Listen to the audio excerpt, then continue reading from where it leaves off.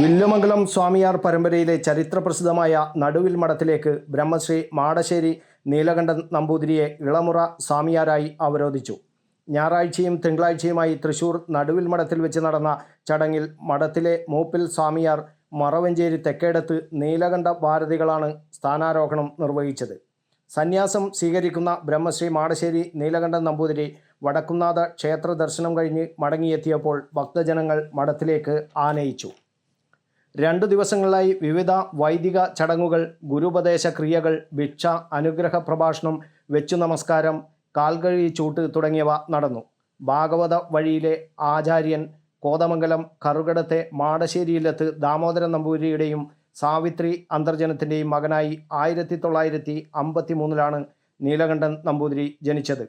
കേരളത്തിനകത്തും പുറത്തുമായി 500-ലധികം ഭാഗവത സപ്താഹങ്ങൾക്ക് ആചാര്യനായിരുന്നിട്ടുണ്ട്. ഗുരുവായൂർ ക്ഷേത്രത്തിൽ എല്ലാ വർഷവും സപ്താഹം നടത്തിവരുന്നു.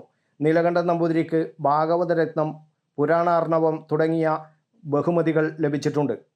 ആദിശങ്കരാചാര്യരുടെ 4 ശിഷ്യന്മാരിൽ പ്രധാനിയായ സുരേശ്വരാചാര്യ സ്ഥാപിച്ചതാണ് നടുവിൽ മഠം.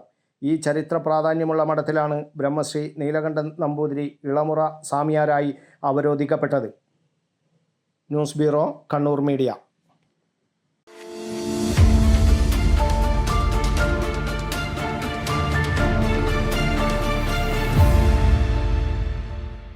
കണ്ണങ്കണ്ടി നിങ്ങളുടെ ഗൃഹോപകരണ ഷോറൂം.